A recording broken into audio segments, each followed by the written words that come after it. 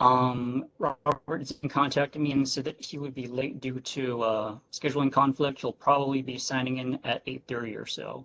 So since we don't need quorum for the first few items, I'll just go ahead with the agenda and we can take quorum when we get to the items that could entail a vote. So first item 2A is Honolulu Fire Department. Do we have a representative from Honolulu Fire Department? Chris Edwards, please go ahead. Yes, good evening, everybody. I'm Captain Chris Edwards from the Manoa Fire Station, and I'll go over the statistics for the month of September and then our fire safety tip for this month. So, statistics-wise, no fires of any kind. We had 2 activated alarms with no fire, 48 medical alarms, 1 motor vehicle collision with a pedestrian, 5 motor vehicle collisions otherwise. And that's it for response statistics. And our fire safety tip is that this is Fire Prevention Month. The National Fire Protection Association sponsors Fire Prevention Week, which is observed from October 8th to 14th, 2023. As the national campaign is promoted throughout the month of October, this year's theme is Cooking Safety Starts With You. Pay attention to fire prevention. Did you know cooking fires are the leading cause of home fires and home fire injuries? Unattended cooking is the leading cause of cooking fires and deaths. What can you do? The good news is that you can prevent most cooking fires and burns. Help keep your family safer with these simple but effective tips. Turn pot handles toward the back of the stove. Always keep a lid nearby when cooking. If a small grease fire starts, slide the lid over the pan and turn on the burner. Watch what you heat. Set a timer to remind you you're cooking, and have a kid and pet-free zone of at least 3 feet around the stove. Areas where hot food and drink are prepared or carried. That's it for me. Right, there is a bit of feedback, so if anyone other than the person speaking has themselves unmuted, please mute. Okay, thanks. All right, does anyone have any questions or comments for Captain Chris Edwards? Any members of the board? Okay, hearing and seeing none. Any members of the community? Okay, hearing and seeing none. Thank you very much, Captain Edwards, for your time. And now we'll go to the next agenda item. That's Vice Chair. You do have one. Line Nakara. Oh, sorry. Who is it? Line Nakara. Oh, please go ahead then. Yes, I have a question. There is a fire extinguisher that I saw online, and it's able to put out every type of fire. It is in a plastic container, and it does, oil, it does all the fires that's possible could happen, except that you can't get it online. You cannot get it to Amazon because they will not ship it. Are you folks aware of that? It is something that every household should have. And, in the kitchen, wherever. Can you folks look into that? I think it's called like safe extinguisher, and it's a six type of fires it can put out. It would be so good if you folks could get one of the Ace Hardware or somebody to bring it in, because I think every household, given the fires on Maui, everybody's so concerned and should be about fires at home. Do you think you folks could research that and look into it? Thank you. So I'm not aware of that product. It sounds like a potential case if it sounds too good to be true, but I can look into it and I'll have some follow-up for you. I mean, I might not be the one here next month, but I'll have some information to get back to you for the next meeting. Thank you. And now I see member Elton Fukumoto. Please go ahead. Thank you, Chair. So there's a subheading for wildfire prevention. Shall we move to, can I move to that? Oh, yes, go ahead. Go ahead. Okay. So this is the second month that we're talking about wildfire prevention. And I'm just wondering if the fire department is planning to compile and write and perhaps distribute some sort of a set of instructions, helpful instructions for residents to read, follow, understand in case of a fire emergency, especially in the case of a wildfire emergency. So now we understand that people are going to, whoever's in charge of sounding the sirens, they're going to sound a siren now in the case of a wildfire. They didn't do that in the case of Lahaina, but they're going to do that from now on. So I think it's helpful for us to know what to do in case the siren sounds. What kind of stuff should we have ready to go, and we're going to pile into our cars and move out of the valley because there might be a wildfire in the back of the valley where I live, and downwind. Depending upon the winds, if it's blowing at 30 or 40 miles an hour, like it has in the past 2 or 3 months, quite a few homes could go. It could go all the way to the H1. So I think it'd be helpful if the fire department could compile some kind of a pamphlet and tell us what kinds of things we need to have in our little handy escape bag, and we're going to just pile that stuff into our vehicles and get out of the valley as quickly as we can. And I'm glad that I see Helen Nakano's here, so maybe Helen can also help distribute this pamphlet once it gets written. But I'd like your response to that particular request.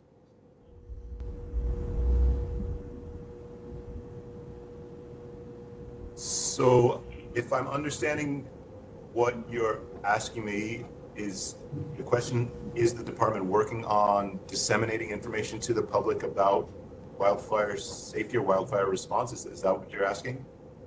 Yes, what should the public do to prepare itself in case of a wildfire? Okay, so like any fire, right? As you said in your question, prevention is the key, right? That's where we're going to focus on. So prevention of wildfires is what the majority of the focus, the attention, the time, the energy should go to that. And so in terms of, are we working on a pamphlet? I can't say for sure. I do know that just today, our chief came by and put QR codes, big QR code sticker right on our truck. And he said that is linked to wildfire prevention information. So there is definitely a push with our public relations department, or bureau, I should say, on getting that kind of information out. I don't know if it's going to be put into a hard copy pamphlet or if it will be disseminated primarily online. But yes, there is response and prevention information. This is clearly something that is on the minds of everyone right now.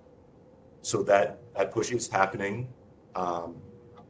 So I don't know if and when a paper brochure will be coming out, but there is definitely a move to get information out to the public. And it's hard to have a blanket recommendation about what to do because fire is so dynamic. It's not always going to be the exact same response. It's going to depend on, as you mentioned, wind direction, where the fire is, where it's going, all that kind of stuff. But there's certainly going to be generalizations, general things that are a good idea. Like you mentioned, a go bag, things like that. So I'm not sure if that really answers your question at all, but it is on the minds of the department and our public relations, public information office, for sure. You, Right, thank you. And I see a raised hand again from Ms. Nakata. Ms. Nakata, oh, sorry, Ms. Nakata. Member Lumen just raised his hand, so we'll go to Member Lumen, and then we'll go to Ms. Nakata. Member Lumen, go ahead. Sorry, there's not a hand on my screen at this, however I got onto the site, but I just bought a bicycle, and I found like there was a trail like right across the entrance to the Manoa Library. There's a little road, and then there's this trail that goes back, and so I've been riding around, but I just think it would be good to have like some direction because people panic, and then if they have to leave their cars, there should be like kind of like what to do, like pull off the road if you're going to abandon your car or something. But to have these trails and these other avenues out of the valley, I think is really helpful. Even trails if you had to go up to Paradise and cross over the ridge, because in a situation, it'd just be nice to know that there are options. Like if you have to abandon your car, and then you can go back by the university. I mean, it comes out at the university. That back trail comes out by that St. Francis school. Anyway, that was my suggestion, just to have like a map of different options in the case of an emergency. Because these roads, it's just going to be a bottleneck. Within, one car gets screwed up out there. You can't get down University Avenue, and then you got to go down Pahoa. It's just not gonna. It's not gonna work. They're not gonna evacuate this valley easily. And that's my comment. Just some guidance, so that we feel like we had, a plan. Like we have fire drills at the school, so sort of like that, kind of a fire drill plan. Everybody could be made aware of. Maybe just drop off flyers at the Safeway for people to pick up, or different places around town. That's my All right. thought. All right. Thank you, Member Lumen, and now we'll go to Ms. Nakata. Hi, I just wanted to add that this product is called Stay Safe 5-in-1 Extinguisher. So if there's anybody out there who knows how to bring this in, this is for car, for home, for oil, every type of fire. It's supposedly the best fire extinguisher out there, and it's portable. So I just wanted to tell the fire department, Mr. Edwards, Officer Edwards, that the name of it is Stay Safe 5-in-1 Extinguisher. So if he wants to Google it, because I can't find it anywhere, and you can't mail it in. Thank you. Oh, I see Member Watson has a hand raised. Thank you. I was just going to suggest, as far as fire extinguishers go, check with City Mill, check with Ace Hardware, Home Depot, and Ms. Nakata, you can do that and see if they can bring it in. And it sounds like an ABC fire extinguisher, and they sell a lot of those everywhere. I have several in my house, so that are used on anything fires, right? So is that true, fire department? They're ABC extinguishers, right? So yes, an ABC extinguisher is for A, B, and C fires. That's still not everything. So that's normal flammables, flammable liquids, and sort of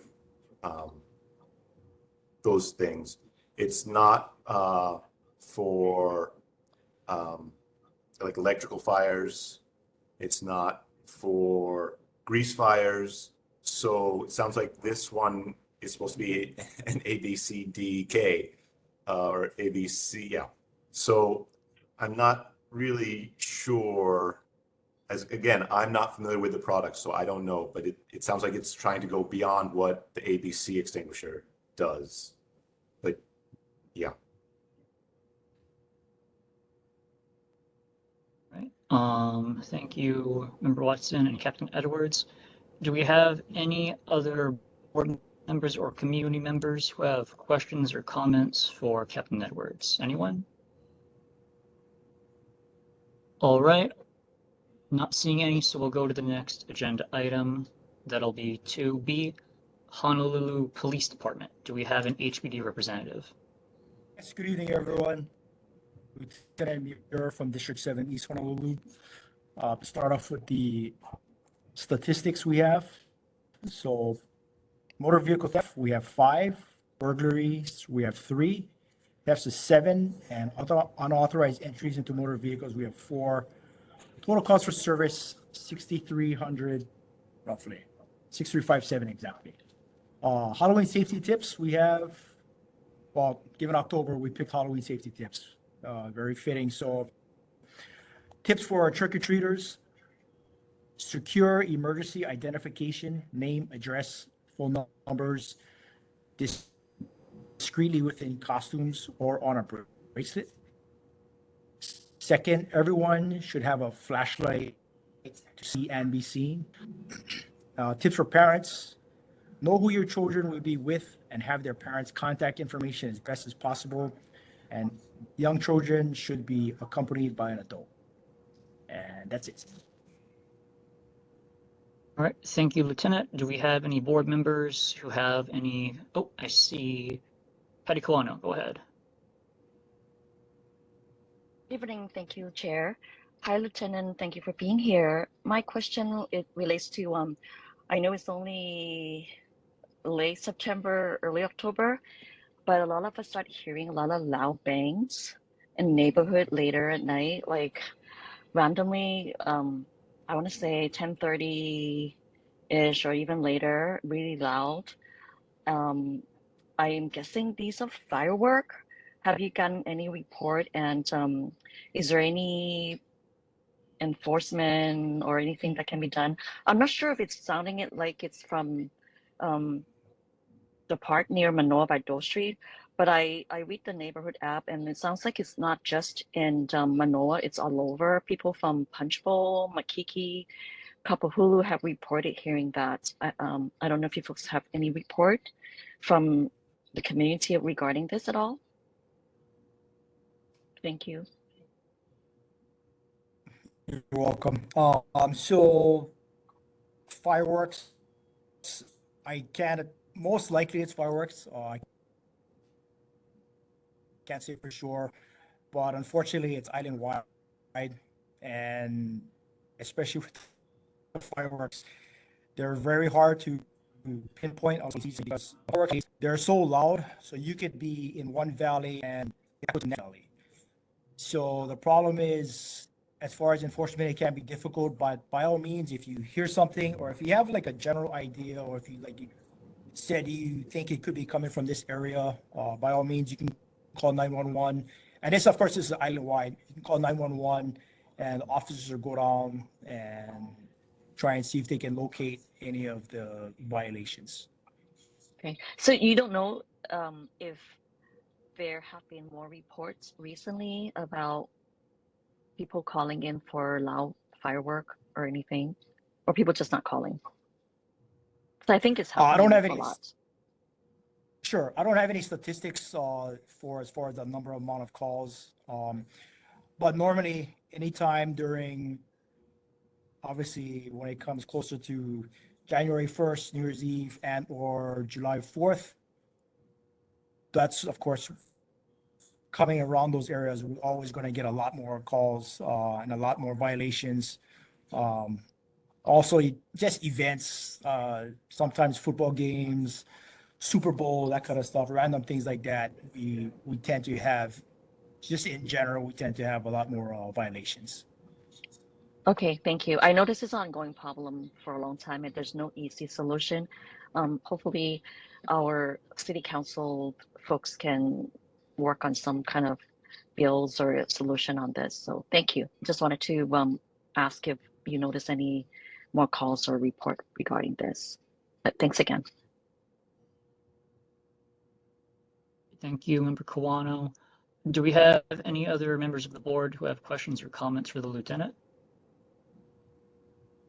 Okay, hearing and seeing none, let's go with members of the community. Mr. David Shimakawa, please go ahead. Thank you, Chair. Lieutenant, you may be aware there is a high-rise development project scheduled for construction or being attempted to get approvals at the conjunction of the H1 westbound on-ramp just before the old Waialae Bridge and the intersection of Kalele and Waialae Avenue. It's going to be proposed to be a 28-story development with approximately 211 housing units. The traffic analysis indicates that's a very troubling intersection and conjunction of roads. I'm just wondering if HPD was consulted by HDOT or the City and County DTS or the developer for Ridge regarding the number of accidents and incidents at that conjunction, because that's a troubling intersection for sure. Sorry, sir, what is the intersection you're mentioning? Kalele Road and Waialae Avenue, as well as the H1 westbound on-ramp just before the old Waialae Bridge, which leads over to the Humane Society. Okay, so you said it's a new development that's up and coming? Yes, it's been in process for over a year, but the issues regarding the traffic have been raised many times by both Manoa Neighborhood Board, the Diamond Head Waikiki Neighborhood Board, Diamond Kapahulu, and the Makale Mo'ilili. As residents nearby, the intersection is known for having incidents, either screechers, actual bumper to bumper, as well as in some cases a fatality or a major injury. So I hope that the two agencies, as well as the developer, did outreach to HPD for their comments and insights for that intersection, or that strip of road, which is from the bend that has all the flashing lights, orange flashing lights, because of the sharp bend to Old Waialae Road, and then leading to the H1 on-ramp. If they haven't, I would welcome your input at the upcoming public testimonies that are going to be taking place, either at the county level or at the HSFDC level. Thank you. All right, thank you, Mr. Shimakawa. Do we have any other members of the community who have questions or comments for HPD?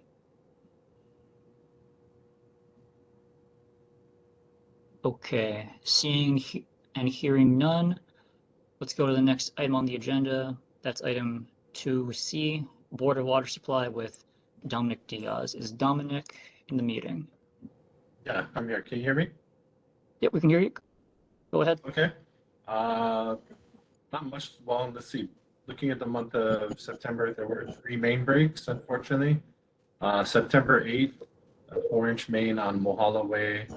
September 13th, a 8-inch main on Pa'aloa Way.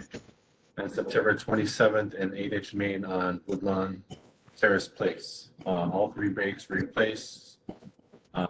Service was restored. I know it always comes up, it's not in Manoa, but our Kalawahine waterline project in Papakolea is currently on hold. There's some revisions going on at the plans due to some conflicts between gas utilities and water lines. So they're making some changes in the routing of the line, so there's no work ongoing there. Just a quick general announcement. The Board of Water Supply invites everyone to join in the Imagine a Day Without Water event. That's going to be Saturday, October 21st. And this is at the Freshwater State Recreation Area in Wahiawa from 10 a.m. to 2 p.m. There'll be informational booths, opportunities to learn about climate change. There'll be food and games and prizes, rain barrel and native seed plant workshops, xeriscape activities, freshwater fishing activities, as well as making Genki balls. I'm not sure if people are familiar, but those are bioremediation balls used in soils and water to clean up pollutants. And there's more information on our website. That's boardofwatersupply.com/onewaterhawaii if you're interested in getting more information there. And at this time, I'd be happy to take any questions on behalf of the Board of Water Supply. Thank you, Dominic. Do we have any questions or comments? Oh, I see Member Mr. Lumen. Go ahead. Hi. I just missed the date. What is the date on that? Saturday, October 21st. Okay. Thank you. Thank you, Member Lumen. Any other board members with questions or comments? Any community members who have questions or comments? All right, seeing and hearing none, thank you, Dominic Diaz. We will go to the next agenda item. That is item 2D, Mayor Rick Blangiardi's representative, Kim Sporlin. Kim, please go ahead. Good evening and happy October. We believe that it's October already. It's just ridiculous. Couple of things that we wanted to share and then reports out from last month's follow-up. So number one, I think you've been watching the news, you've seen the mayor's stance and the administration's stance on the ACLU's lawsuit regarding the houseless individual issues. We just want to make it clear and ensure the citizens, that we're here to represent, that we're really here to fight for you, that this is a complex issue. It's a layered issue. There's no one thing that's going to solve it. And we're working together across departments to take the steps necessary to address the many layers of issues that go into this. Yes, there's a mental health issue. Yes, there is voluntary versus involuntary houselessness. And those are all different things that need to be addressed in different ways. A couple of things that we want to highlight around this as well is we have celebrated the 1-year anniversary of Safe and Sound Waikiki. That was celebrated in early September. So that's one of those things where we're going out and trying to do compassionate interventions, as well as in September was really busy around some affordable housing groundbreakings to facilitate affordable housing developments across the island.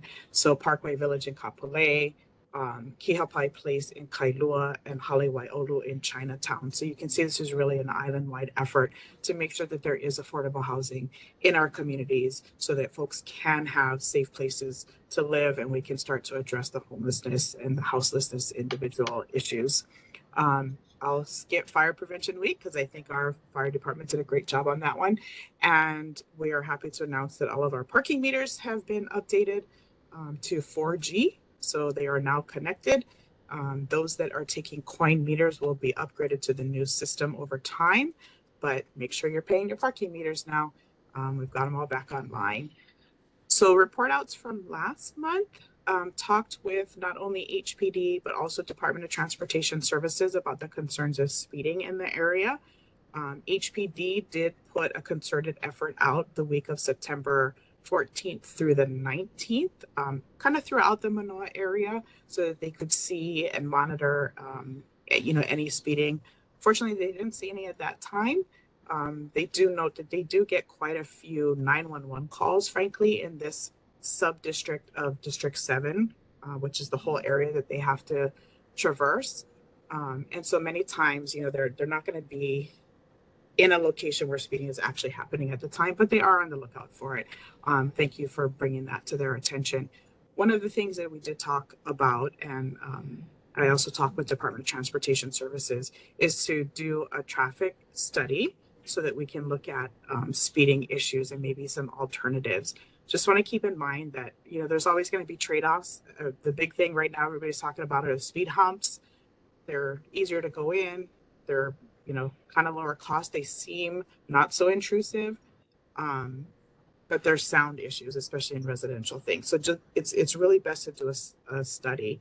So both DTS Director, HPD, I've talked with council members say, we encourage you as this body, in your authority that you have is to pass a resolution requesting the Department of Transportation Services to do traffic studies. Now you're going to have to kind of hone down on some areas, not say, the whole Manoa area, but they're happy to come in and do that. They'll send their folks out, they'll send their equipment out so that they can see speeds, they can see time of day, and they can really get the data so that they can do a survey. I do want to set some expectations though. That activity is a minimum of 6 months that they put into this from the time that they get the request. So considering you would have to draft a resolution, get it approved, transmit it, you're talking probably 8 to 9 months at the earliest. They're still getting through a backlog of not doing traffic surveys during COVID because they would have been inaccurate data to begin with, and bad decision making comes from inaccurate data. So they're getting through that backlog. So it is, again, a minimum of 6 months from the time that they get the request. With respect to complete streets, you can see I put into the chat a link to the web page for complete streets in the university area. The Department of Transportation Services is wrapping up the complete streets planning phase for the University Avenue, which is the Kihivai Street to Miley Way, and then the Macaulay Metcalf Street, which is from Alawai Boulevard to University Avenue. They're going to be transferring this project over to the Department of Design and Construction for the implementation. So DTS does the planning, DDC does the actual implementation. So they've got to work on procuring that designer and then prepare a construction bid. That has not even begun. So it's going to be a few years before any of these recommendations and these plans are implemented. So again, you can go to that website. There's a video summary, there's project documentation, and all future updates will be put there. So I wanted to make sure that we give you that. Make sure you bookmark it in your browsers so that you can get back to it nice and easily. And then our favorite subject, Department of Planning and Permitting. We're going to talk about that a little bit here too. With respect to Member Kawano's question with third-party reviewers and what happens with bad reviews, DPP does do random audits. If you have any concerns, that will help them reduce some of that randomness, and then they can look into it as we have done. And you guys have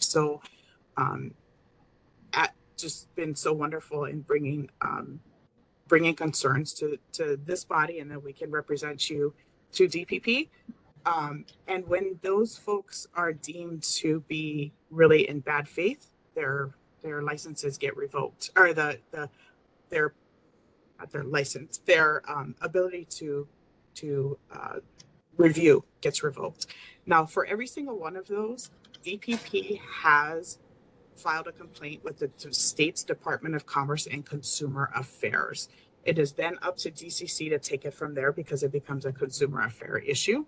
And like I said, they have revoked some of those privileges from some of the individuals.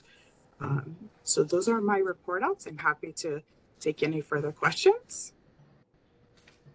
Thank you, Kim. Do we have questions or comments from board members? I saw Member Watson first. So Member Watson, go ahead. Thank you, Dave. Kim, I know that, the ACLU kind of stymied what you folks think you can do about homeless people. But at Manoa District Park, Ivan is still there, even though Robert Fox filed his complaint against him with HPD. Apparently nothing happened because he's still there every day between the two ball fields. And now we have another lady who has a moped who parks her moped and all her belongings under the pavilion by the restrooms, by the ball field.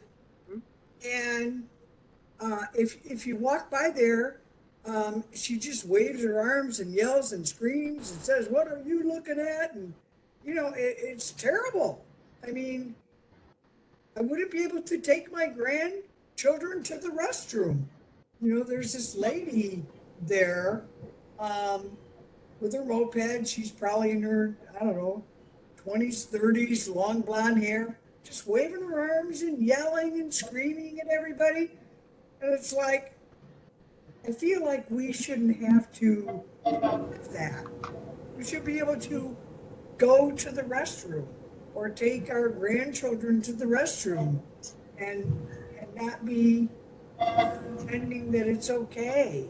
And it's really problematic. And it sounds like you guys can't do anything about it. So, I mean, it's just really bad. I mean, would you want to go in the restroom and have her outside the restroom? She could come in and get you. She could come in and shoot you in the head, I mean, what? And I don't know what resolve is. HPD is busy with all kinds of stuff. I don't know what they would do anyway, so.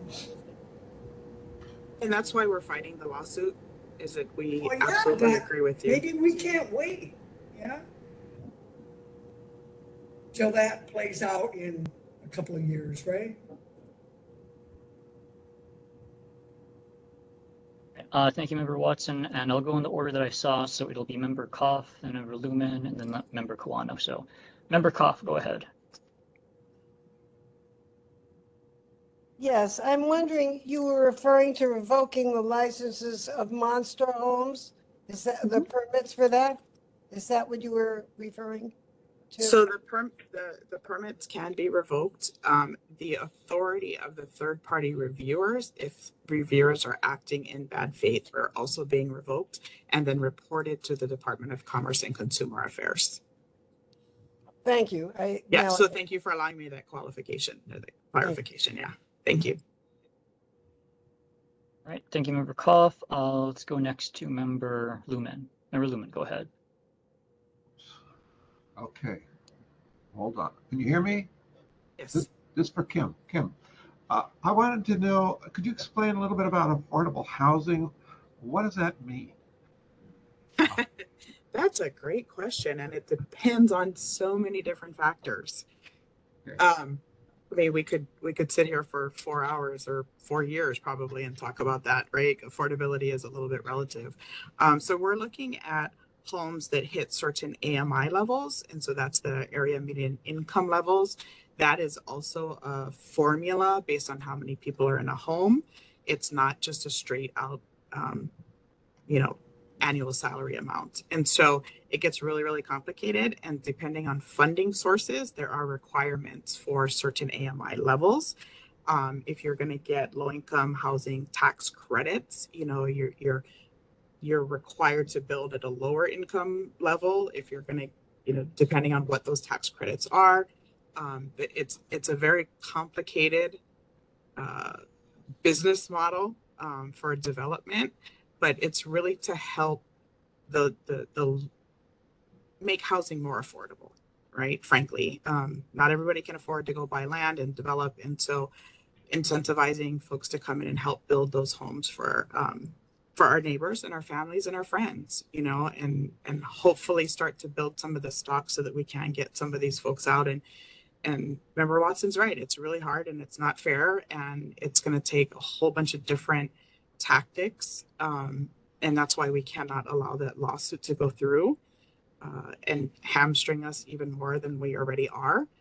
Things like the core project, that CORE project, going out and talking with folks, and sometimes they take the help and sometimes they don't, and we have to keep trying. So affordability is a tough one. It's a tough thing to answer. It's very complex formula and has to do with area median incomes. But are these properties developed by investors? Or are they city or state owned? It's a blend. So the Kailua one is property that the city is purchasing from a previous developer that had the permits, had the plans, and were able to go in and start making those construction improvements. Some of these are developers, like you said, they're investments, but these are not, stock market kind of investments, right? These are folks that are putting their risk out there. Development timelines are very, very long because of so much permitting, because of so many components that go into it, and infrastructure requirements and community benefit requirements and whatnot that goes into it. So yes, there is some investment to it. There's also some investment from taxpayer resources, whether it's tax credits, it could be land that the city purchases, it could be a building that the city purchases and does a partnership with someone to then retrofit. We bought Waikiki Vista, which is the former Tokai University on Alawai Boulevard, or Kapiolani, it's not Kapiolani. And the idea is to retrofit that because they were student dorms already anyway. So they're zoned for housing. If we can retrofit that, we can use that for some of this affordable housing. It's on really great traffic lines, easy access to work and school and grocery stores, and a walkable, livable community. And so there's various models, and we're trying to do anything and everything. Okay, over my head, but the one thing that concerns me is that some of these privately managed affordable housing projects, the owners are allowed to increase the rent annually based on a cost of living formula of some kind. And what disturbs me is if they don't raise it, then they lose it, is my understanding. So they have to continually raise the rents annually based on what they're allowed. Because if they don't raise it one year, then they're going to be behind. So they're forced to raise the rent on people when I don't think it's right necessarily. I don't think it's just automatically, they should have an automatically 3-4% rent increase annually, because anyway, that disturbs me. So just to give you a little bit of peace of mind, I'm not going to give you complete peace of mind because that's the reality, right? Cost of living goes up, cost of water goes up, cost of electricity goes up. And if the landlords are covering that, they have a right to recoup that as well. But if they are getting tax credits, in many cases, there is a requirement to keep that housing stock in that whatever is declared as the area median income percentile, right? So sometimes it's 80% of area median income, sometimes it's 60%, sometimes it's down to 30%. It's required to be kept in that for up to 60 years in many cases. So the increase will go up, but it's not going to go all of a sudden to fair market value, right? It's still going to be kept at those AMI levels. So hopefully that's some peace.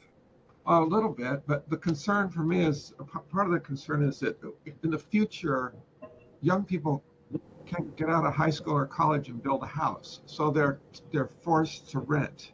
And then the management has control over the values or their rent prices. Anyway, I just see some unfairness and inequity in managing that. I don't know what is fair, but if you have a house payment, your house payment is fixed often, and that's your house payment as long as you're making the payments on that house. But when you rent, it's not true. They keep raising the rent year after year after year, and your income doesn't necessarily go up year after year after year.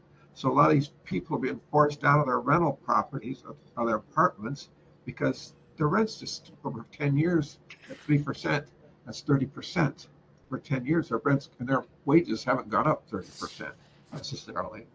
So anyway, it's just a concern that I just think it gets overlooked, and they just go, cost of living increase is just an automatic deal, that nobody thinks about. But that's all. But thank you. I just want. I do want to make one more note to your question about investor developers. There are nonprofits in our community that do develop affordable housing projects as well. So there is that model as well, where they're making a little bit of profit because they've got to in order to cover expenses and have money to make the next development, but they're not making huge margins. Yeah, I saw, this a little off topic, but I saw a situation where Sorry, Member Lumen, just because there's other people who want to talk, I'm going to move on, and if you have questions later, then you can ask other we could board talk members for have 4 spoken. years. Thank you. Thank you for your advocacy. Yes, thank you, Member Lumen. Let's go to Member Quano. Thank you, Chair. Hi, Kim. I just wanted to tell you thank you for getting back to me. Appreciate that, your follow-up. And that I myself, or I would think the community really applaud and support the mayor for his reply to the ACLU challenge, because I really think that, um, I don't think everybody should bend back over backward to just let them, the houseless folks, just do whatever they want. So just wanted to share my support, and I think it's the right way to represent all of us. Thank you again. Aloha. Thank you. We're going to do it compassionately. We're not here to make anybody feel bad for their situation, but we're also not going to, like you said, bend over backwards. So thank you. Thank you, Member Kawano. Do we have any other board members who have questions or comments for Kim? Okay, seeing and hearing none, do we have any members of the community who have questions or comments for Kim? I see Glenn Otaguro. Glenn, go ahead. Hi, thank you. I actually have two issues, but they're pretty minor. One is the Woodlawn Bridge. I've probably mentioned to a lot of people about the need to dredge the stream, and I know there's money that needs to be allocated to do that. So I'm still kind of waiting for that to happen. But in the meantime, there's a lot of vegetation overgrowth in that area that just happened just a few weeks ago, about 2 or 3 weeks ago. And if you look on the Eva side, Makai of the bridge, you're going to see a lot of vegetation, so much so that it's already starting to reach over the bridge, the railings. I've called the Department of Facility Maintenance to please take care of it, and they took my call, but nothing has happened yet, and no one's called me back back regards to that problem. And I'm kind of getting concerned because there's still more and more overgrowth in that area. I was thinking about calling them up again, but I thought I'd bring this up at the neighborhood board as well as a concern for the community. Okay, I'll follow up. Okay. Now, the other one is homeless in nature.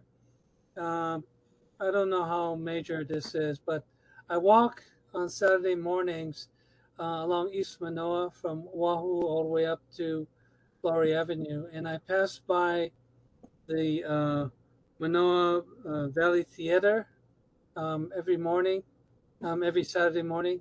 And just recently, I noticed a homeless guy living there with two shopping carts.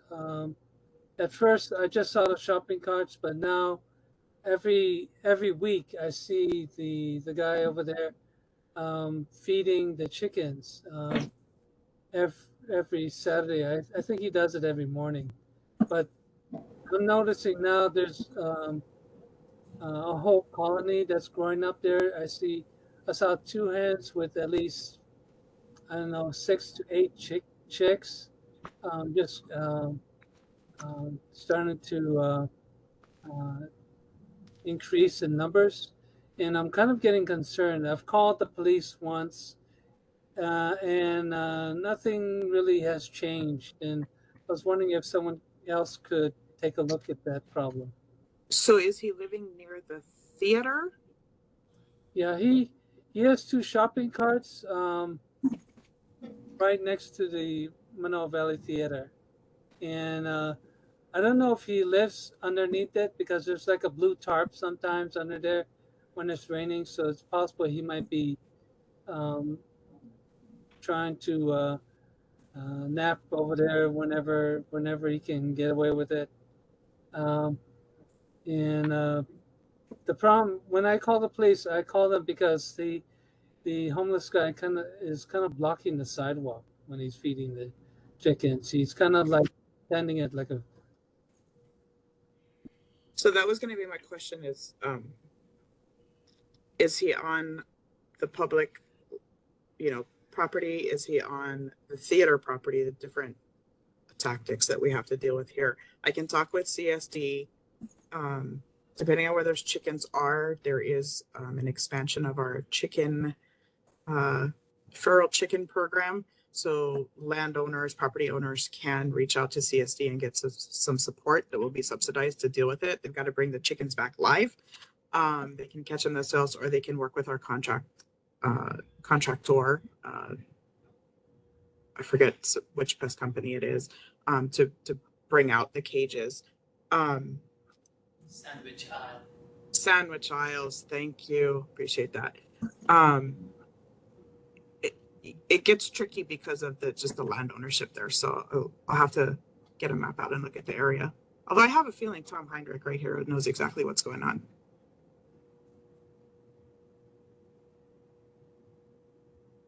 Right. Thank you, Glenn. And that is a perfect segue to our next hand, which is Tom Heinrich. Go ahead, Tom.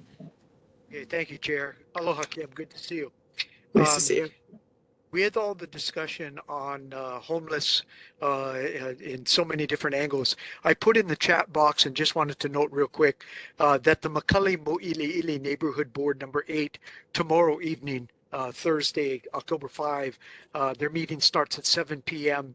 and it includes a discussion with City Department of Community Services Director Anton Krucky and the Office of Housing Executive Director Denise Isiri Matsubara concerning homeless programs and initiatives. To see the agenda and get the WebEx link for that meeting, go to www.honolulu.gov/NCO and then just look up Makali Mo'ili'ili Neighborhood Board for the agenda. So it is an in-person meeting at Makali District Park Classroom, 831 Pumihana Street, as well as on WebEx. So not too often we're able to get both of those directors out. So a good opportunity to continue some of this discussion tomorrow via the Makali Mo'ili'ili Neighborhood Board meeting. Okay, thank you, Chair. Thank you, Tom. Do we have any other members of the community who have comments or questions for Kim?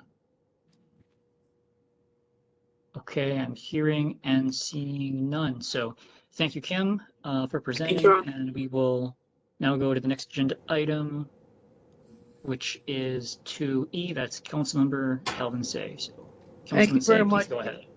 Nope, thank you very much. Kim, thank you very much for the response to the questions by the neighborhood board and the residents of Manoa. At this time, I'll be very brief. I'll be following up with Kim in regards to the traffic study. For Mac, if there's anything you need as far as information in regards to what it takes to be an affordable housing project, it all depends on what you stated earlier, and Kim, that if it's private property, you know you can develop a market, housing. It doesn't have to be affordable. Okay? And if it's city or state property, our focus has always been as far as the 120 AMI and below for the state, for the city, and 140 AMI for the state.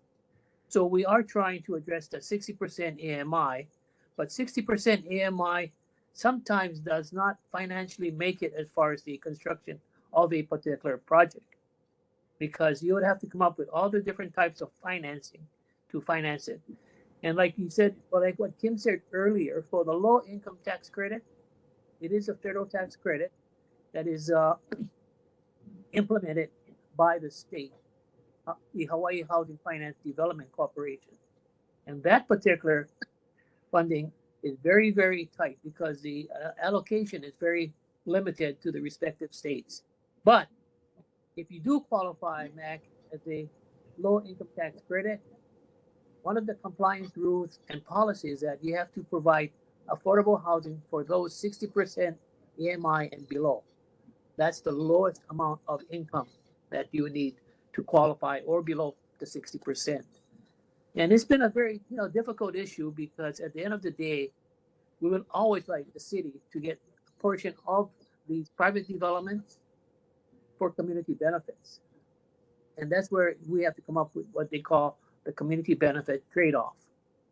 If you want to get more benefits, maybe the city and the Department of Planning and Permitting has to go higher in height and also increase the floor area ratio, the square footage. And this is the kind of discussion we've been having. So for that, I can try to get you some information, but if you could send me your questions, that would be very beneficial.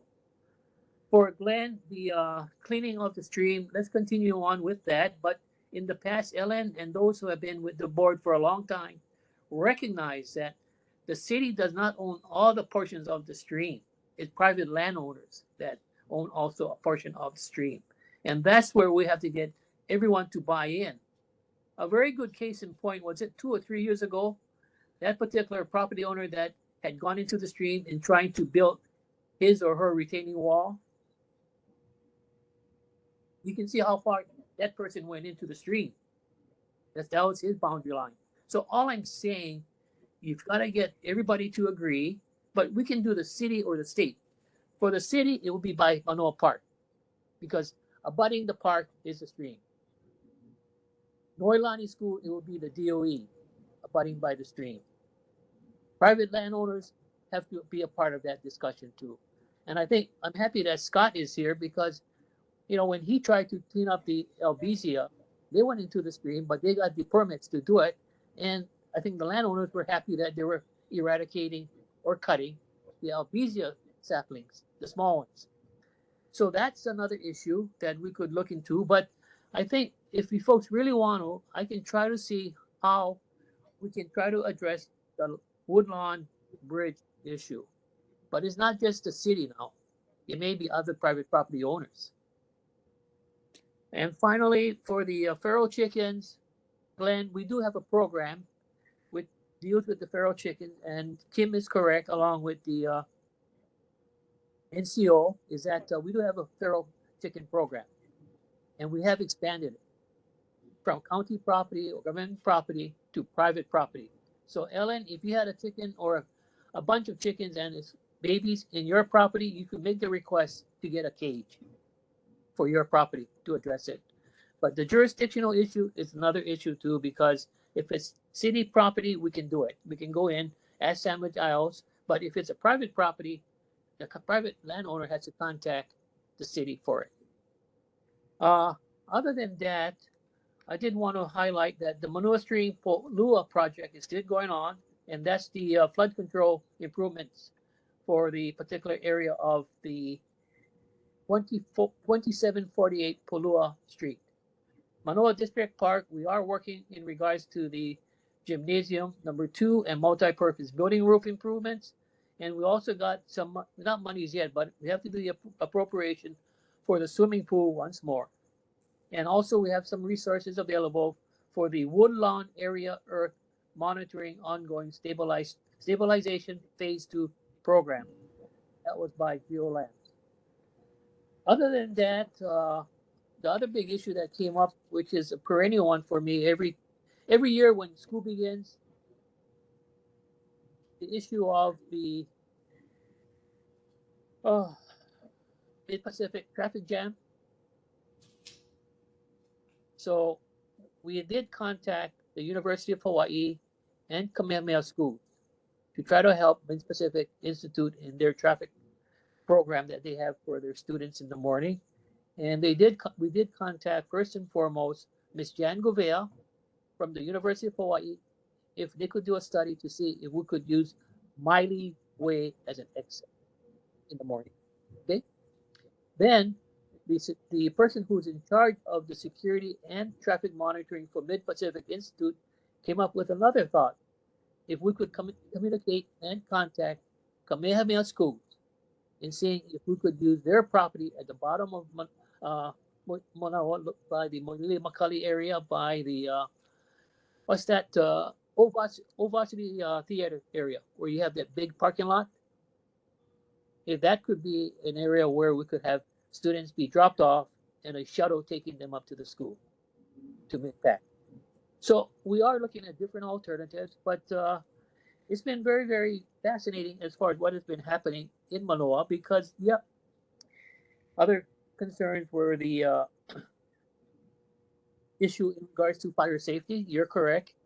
and I believe one of the representatives are doing a town hall meeting, and that would be the St. Louis Heights, Diamond Head, Kapahulu area. So in closing, I'll be happy to take back any other questions or problems that you folks may have to see if both Kim and I can work together to address those concerns. Thank you very much, David. All right. Thank you, Councilman Say, for your presentation. And I saw Member Lumen first, so we'll go to Lumen and then Member Watson.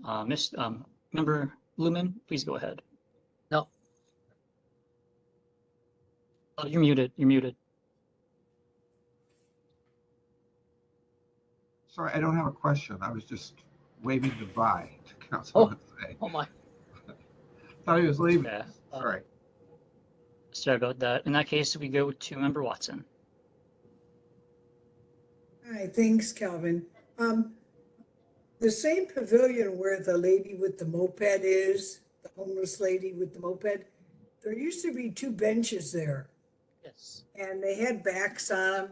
And a lot of people, a lot of seniors used to, you know, if it was raining in Manoa, scoot under there and, you know, sit and chat or just sit in the shade there. And they were taken out, I think a few months ago, and they weren't broken or anything. They were fine. So I don't know why they were taken out.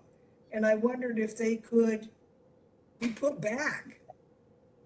Well, Helen, let me say this. First and foremost, we'll contact the new park director. Mark Koga has now left, and there's a young woman who is running the park. So we'll follow up with that in regards to that. It's not a table, but a seating with the back. Is it the long one? There were just two benches, and benches. I think they were bolted to the concrete pad there. And I don't know, they were just taken out. I think just before summer happened, and the A+ kids were there and everything. But anyway, they were just gone. So thank you. Okay, and I just saw Helen show me her map, and it's dealing with the new program that she'd like to see in regards to more trees in the Manoa Park area. And that particular topic will be brought up later on as the year progresses after the presentation, Helen. Okay. Thank you, Member Watson. Do we have any other board members who have questions or comments for the councilman?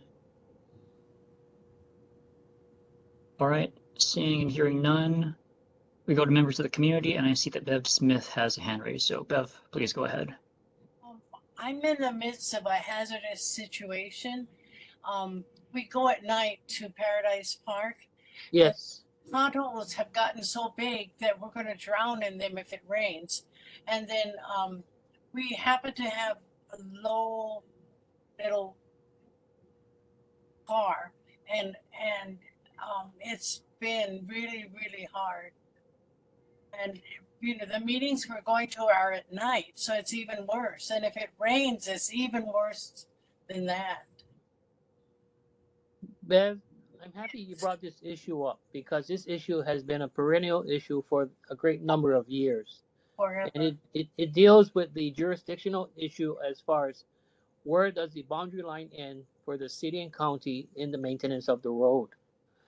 The conflict now has occurred between the city and county of Honolulu and the Wong family. The Wong family is saying we have the jurisdiction over that particular road, which the city is saying no. And that's where we have this particular issue called the roads in limbo. Who has ownership or title to it? So we'll follow up with it and see how far we can go. I've also had complaints from the volunteers from the Lions Arboretum as far as they using the road going up to their particular facility. Right. So it's been a tough issue for me because I don't know where to begin if it's a road in limbo. We have all of the correspondence from both sides, the city and Mr. Wong and the family, and maybe you folks, old timers, would know more about the history of it, but it's been a perennial issue for a great number of years because I have files this particular topic, the potholes. but it's really dangerous Dangerous. right now. Okay, got it. We're gonna drown. I'm sorry. Right. Thank you, Bev. And I see a raised hand from Member Watson. So Member Watson, please go ahead. Yeah, Bev and Kelvin, I would just address that a little bit.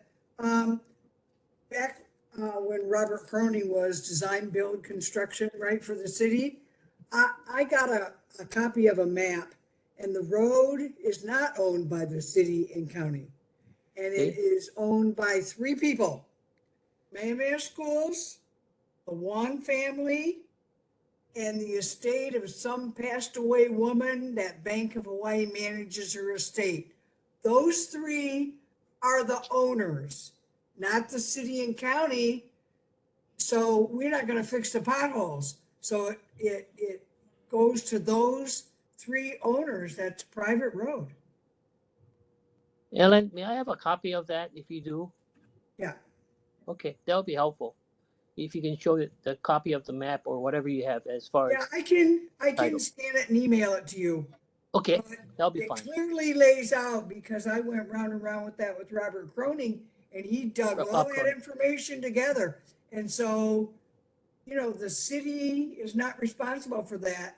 So Bev, maybe you can have them move their class somewhere else if the road is real terrible, because the city and county should not pay to fix that. And, you know, talk to Wong's, yeah?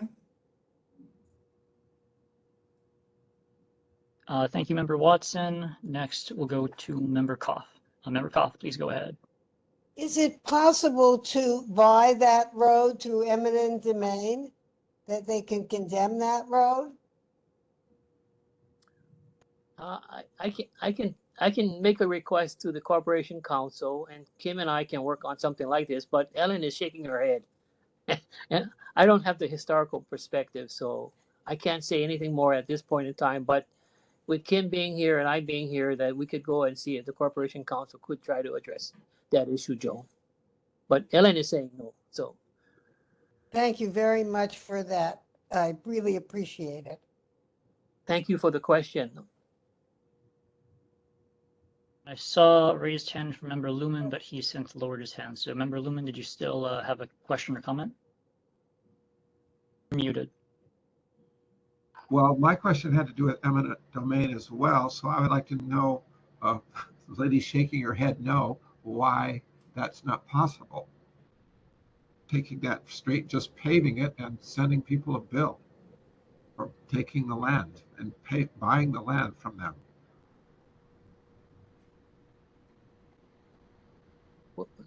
Mac, So Ellen, may Kim and I look into it, because I can't respond to your question. okay. You know, as far as buying it, etc.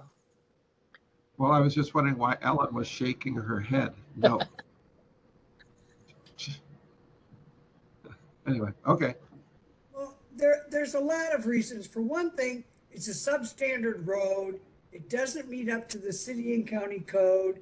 It's got lots of issues. And I think it's a nightmare for the city. And it's up to the three landowners to fix their potholes in their road. But if the city county took it over, they're gonna have to like sink serious money in there to change that road and bring it to the city and county standards. And it's just cost prohibitive. It's just crazy. And I think that the Wongs should fix it. But why would they? They have no incentive to. That's Correct. the point. That's why it should be taken by eminent domain and just fixed, because it's it's used by the public, not by the Wongs. They don't use it. They're going to want you to, you're not going to be able to take it by eminent domain. They're trying to sell it for probably, you know, $8 million to Calvin, you know, so kind of thing. Like I know that the Trust for Public Lands wanted to and tried to buy Paradise Park before, but they have it listed for $22 million. So, you know, they're just like out to lunch, right? And ain't nobody going to buy that. And the city doesn't want to get into that. And I think they should not. David, In closing, can I just say this? Yeah, we have a Go ahead. county policy. Excuse me. Yeah, we do have a county policy that if you're going to convey a road to the city and county of Honolulu, it has to be up to county standards. Stormwater drainage system, sidewalks, curbing, etc. And that's another big issue that we have to address, because if we do, take it over, the road is going to be the road, and we're not going to have it up to county standards. And that's where nobody wants to make the improvement. And this goes back to the time that I think when Paradise Park was created. But yeah, I think Kim and I will follow up in regards to the requests. In regards to, can we do eminent domain? Thank you, board members and councilmen, for the discussion. Next, we'll go to Tom Heinrich. Thank you, Chair. I don't wish to add anything further to the Manoa Road discussion at this point. I just want to make the suggestion that this issue has gone on for so long that it is certainly worthy of either a special focus meeting, but an agenda item at a future Manoa Neighborhood Board meeting in order to get more facts on the table, etc. This is not an agendized item this evening, but just look at how much discussion there's been. So, Chair, I strongly suggest that the board take a look at adding this to the agenda a couple months down the road, so that in fact more information can be presented to the community. Thank you. I do note that Member Watson is shaking her head, but I will bring it up to Chair Zan outside of meeting in case he wants to go forward with that. So do we have any other? I was just going to say that I think it's just better for Kim and Calvin to give us updates, because there's nothing we can really do as a neighborhood board about it. And so to have it in an agenda item, and people will just talk about what they're talking about tonight. So, Tom, go ahead. Thank you, Chair. I just wish to emphasize Section 14-101 of the City Charter in terms of the role of the Neighborhood Board to increase and assure effective citizen participation in the decisions of government, which especially opens this community forum to that type of discussion. So the research and everything by our other elected or staff representatives is extremely helpful, but does not supplant the need for community forum discussion as well. Thank you, Chair. Thank you, Member Watson, and thank you, Tom Heinrich. Do we have any further comments or questions for Councilman Say tonight? And I'm seeing and hearing none, so thank you, Councilman, for attending, and we will head off to the next agenda item. That is agenda item 3A, report from Senator Carol Fukunaga. Is the Senator here? Hi, Dave. Go ahead, Senator. Can you hear me? Yep, we can hear you. Okay, great. Thank you. I'm so sorry. We submitted our report to the neighborhood board late this afternoon, so I'm not sure whether or not it was distributed to all the board members, but we will definitely get a copy to anyone else who is attending tonight's meeting. Part of what we covered in the report was an update on some of the discussions that took place at our September 9th community forum on the Alawai watershed. And so as part of that discussion, Mr. Snyder and Mr. Otaguro also provided additional information regarding that segment of Manoa Stream that has been very problematic as far as maintenance, between city and state agencies as well as private property owners. So I think for all intents and purposes, when we talk about watershed rehabilitation and restoration, at this point, I think one of the key questions that we're finding we're going to have to deal with is looking for ways to get city, state, and other agencies to start working together from a much more comprehensive perspective. Because for many of the issues that you've talked about already, like the Woodlawn Bridge, et cetera, these are really issues that have been, of longstanding duration. I know even on Makiki Tantalus, whether or not it's the city's job or the state's job to cut back the overgrowth along the two roadways, that we have been trying to appropriate funds for years. That becomes very problematic when we're in the midst of wildfire season. So I think for tonight's meeting, I'm just going to keep it very short. I know you have a number of other agenda items. We are also looking more closely at some of the federal funding sources that are being talked about and were briefly discussed at that September 19th meeting.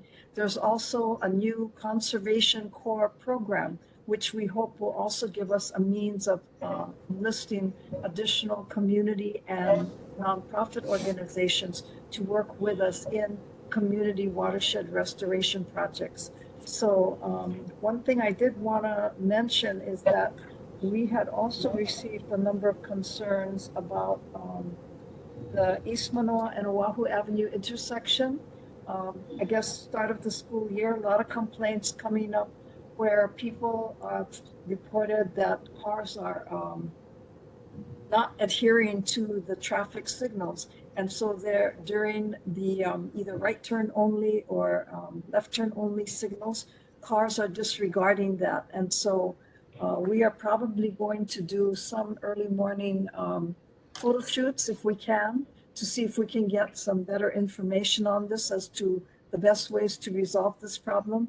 But I think as between traffic, stream maintenance, and a lot of the wildfire and watershed restoration issues that have been coming up, this is really a time for major community action. So with that, I'm happy to take any questions. Senator, do we have any questions or comments from board members?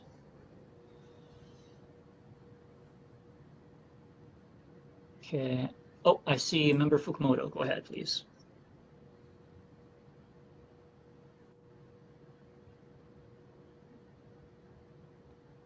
Sorry, I had trouble locating my unmute button.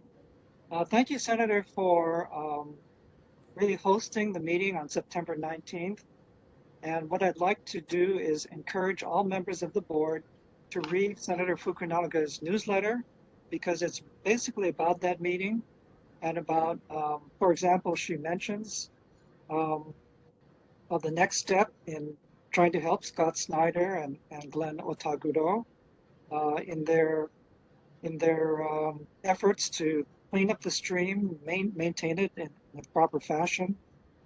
And I encourage all members of the board to write into Senator Fukunaga and put your name on the list. So according to the newsletter, 120 people, 120 people attended that meeting, and we had several members of the board, but other members of the board could not attend because they were ill.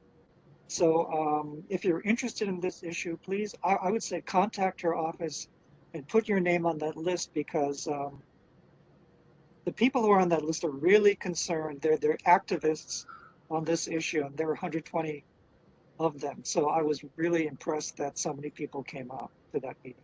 Thank you, Senator.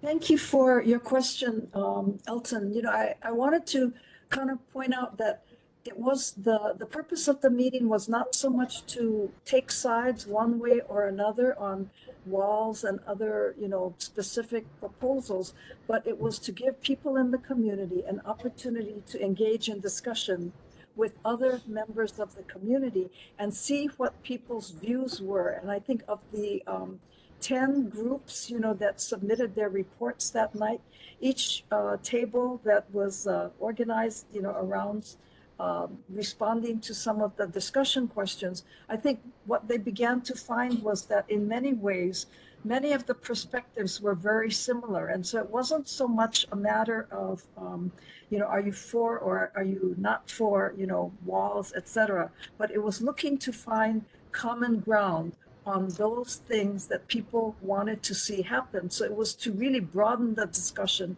with Army Corps of Engineers so that we can hopefully include a lot more ecosystem restoration as well as flood mitigation as part of the project. And I think for, the Manoa community and many of the participants in the this set of discussions, many of the community-driven proposals have already demonstrated meaningful results. You know, when it comes down to things like, say, the Genki balls, you know, demonstrating a level of improvement in Alawai Canal in a relatively short time. It's not to say that that's the only thing that perhaps needs to be done with the canal, but it's to demonstrate that community action, if we leverage our efforts within different communities, can actually make a big difference if you take them all together. So the purpose of the meeting was really to give people an opportunity to experience that, and hopefully out of that discussion, have people begin to sign up to take part in a lot more discussion and projects that may be affecting the Alawai within the next several months and years. Because I think this is the time when the federal government is also very committed to providing major funding for community action. You know, I mentioned the president's recent American Conservation Corps as just one example of ways that the administration is looking to put community action behind and to be used with a lot of the infrastructure dollars that were passed in the last year. So, you know, for a lot of our community groups that have been doing good work in the community, this is really, to me, a very welcome shift, because it opens the door to many more ways that we might be able to get things done. Thank you, Senator, and thank you, Member Fukumoto. Do we have any other board members who have questions or comments for the Senator tonight? Seeing and hearing none, do we have any community members who have questions or comments for the Senator? Okay, seeing and hearing none, thank you, Senator, for attending our meeting tonight.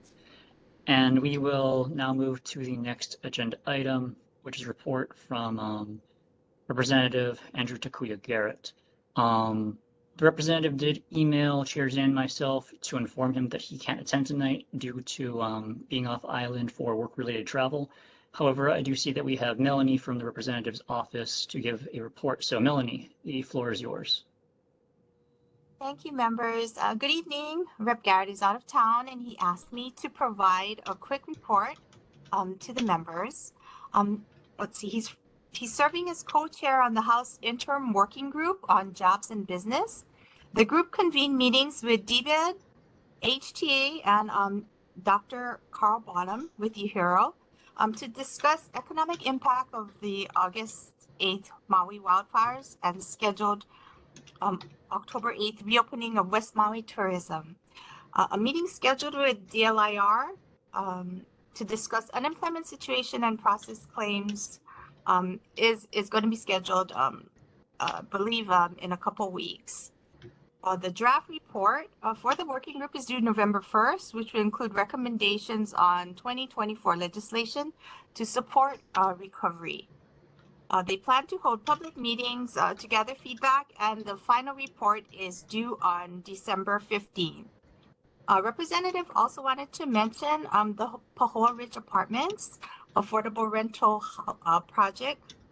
That's the one located near the back entrance to H near Wiley Avenue and H1 on-ramp.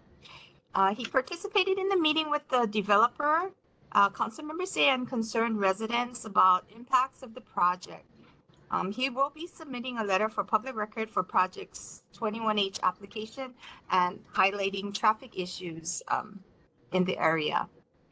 Let's see. And now is a great time to he also wanted to mention that it's a great time to contact us with any ideas you have for bills for the upcoming 2024 legislature, and to please feel free to reach out to our office to discuss anything further.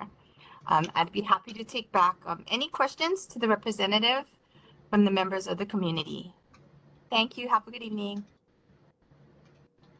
Hey, Melanie, do we have any board members who have questions or comments for Melanie of Rep. Garrett's office? And I see Member Kawano. Go ahead. Thank you, Chair. Hi, Melanie. Thank you for providing the report. And I did communicate with Representative Garrett. He was very helpful. and he listened to the concern of the residents and also some community member that I met at the town hall meeting.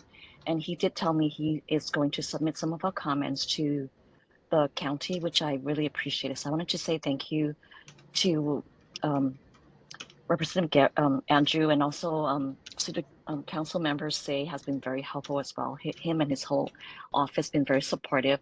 So we feel very fortunate to have both of you represent our district. And thank you. Thank you. I'll let him know. Okay, great. Thanks. Member Kawano, do we have any other board members who have questions or comments? Seeing and hearing none, do we have any members of the community who have questions or comments?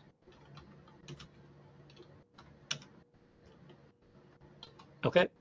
Seeing and hearing none, thank you, Melanie, for attending our meeting. And we will move on to the next agenda. One moment, please. This is University of Hawaii at Manoa updates with Elmer Ka'ai. Elmer did send an email to myself and Chair Zane that he had family obligations and so he might not be able to attend. I don't see him anywhere in the meeting room. So unless he is here, I will just go ahead and take us to the next item, which is item 3D, Governor Josh Green's representative, Francine Murray. Oh, I'm sorry. Dimitri McCallum, you got a hand raised? Yeah, Mr. Chair, I'll wait until after the representative from the governor's office gives an update. I want to dovetail to Elmer's presentation regarding the University of Hawaii. Okay. So yeah, like I said, Elmer is not here tonight due to family obligations, so is a representative from the governor's office here to present to us tonight. And I don't see or hear a representative from the governor, so it looks like we'll pass on that. But first, I'll give Mr. Shimakawa the opportunity to say whatever he wanted to say. Okay. Thank you, Chair. Just to continue regarding the questions regarding Pohora Ridge, which is the affordable housing project right next to the University of Hawaii that will affect the lower Manoa residents as well as the adjoining neighborhood, two other neighborhood areas. There is another matter, especially if you are a sports season ticket holder for the University of Hawaii or a supporter of the University of Hawaii. That project, Pohora Ridge, with its height allowed at 250 feet and its proximity to the athletic fields, will have a direct view over the entire field of Murakami Stadium and most of the TC Ching football field.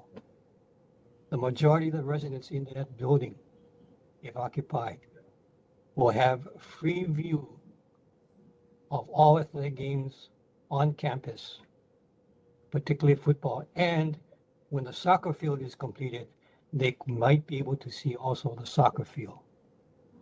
So I posed that question to President Lasner, Provost Bruno, Athletic Director Angelos, regarding whether or not the university would be very concerned about having these residents have full view for free, as well as the opportunity to invite guests and friends over to the building to have tailgate parties and create issues regarding traffic because they'll be parking in the building and whatnot.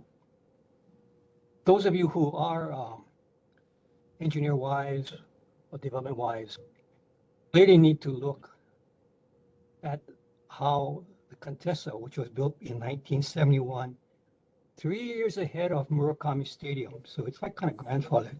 Imagine that particular building, the white Contessa building, placed right at the intersection of Waialae Avenue and Kalele Road, looking right over the entire athletic department field. That is concern that probably many supporters of athletics would have.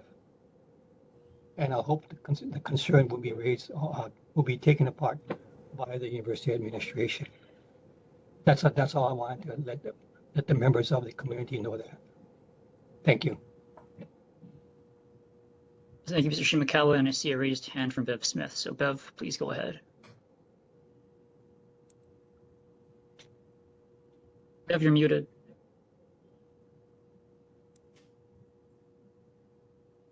Kapalama Holly is empty, and Elmer had offered a meeting place at the university.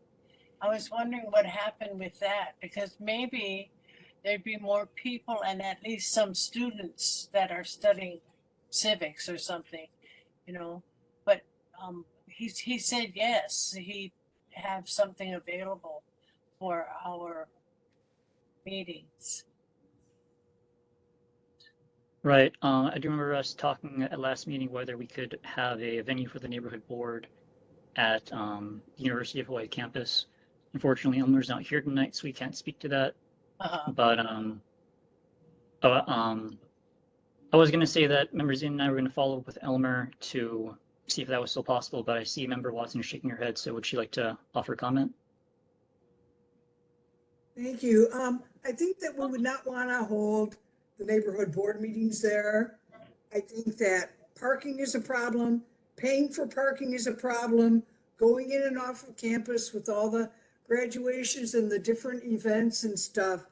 I think that it's a terrible option, and I certainly would not want to attend a meeting and drive and do all that to try to get to campus to park somewhere for a neighborhood board meeting. I think first of all, I think the majority of people like WebEx meetings. And otherwise we need to look at Manoa District Park, the gym or the community room or something was available. Maybe Manoa Elementary School is going to do it. Noelani can't do it because they don't want their janitor to stay. But I think at least board members that and other people in the community that I've talked to certainly don't want to have to go try to bridge campus to pay for parking to go somewhere that Elmer can arrange so that we can have a neighborhood board meeting. So. Great, thank you, Member Watson. Do we have any other comments or questions on any of these topics before we go to the next agenda items? Okay, seeing and hearing none, I'm going to move us to Roman numeral 4, board business. And some of the items in this part of the meeting will potentially entail votes. So before we proceed, I will ask Zoidel to do a roll call vote to determine quorum. Robert Zane. Ellen Watson. Here. Whitney Bozo. Bozel. Boso. Thank you. Dave. Elton. Here. Clyde. I think he's here. You're muted. Okay. Here. Phil. Here. Joan. Here. Patty. Here. Diane. 1, 2, 3, 4, 5, 6, 7, 8. You have no quorum. You only have 8. And I'll say just as a quick note to that, a couple months ago when we likewise had issues with getting quorum, we talked about getting an exemption for quorum. Chair Zane did send out a request to NCO asking for our board to get a quorum exemption. That request was denied. We were told that because we do have enough members on the board to get quorum if everyone's here, it's expected that everyone will attend, and we're not getting a waiver to proceed despite not having 9 members present. So because we don't have quorum and because our board has not been given permission to proceed despite a lack of quorum on voting items, I'll go ahead and skip filling of vacancies and the 2 items relating to minutes. And that'll take us to agenda item 4D, update on Olive flood control project. Oh, and I'll take the raised hand from Member Watson first. Thank you, Chair. I did want to bring up at our board meeting about the minutes, right? So Judy Ann had said that the secretary is supposed to take the minutes. And I mean, the neighborhood assistant will take minutes, but they're like not really minutes. They're not at all detailed, and they just say comments or questions followed, which is 0 saying. And I did do some research on that, and I was going to talk to Lloyd, the executive secretary, but he's on vacation, so I cannot. But I did want to share with the board that there's a book, which is the Neighborhood Board System Member Guidebook, that talks about how to work with the neighborhood assistant. And the first thing under duties and responsibilities of neighborhood assistants is record minutes of regular monthly meetings. So we've been told that they don't really have to do that, and we'd have to augment that if we want that done. And also in the neighborhood plan under 2-14-113, under minutes, it says that the written minutes shall give a true reflection of the matters discussed at the meeting and the views expressed by members and participants.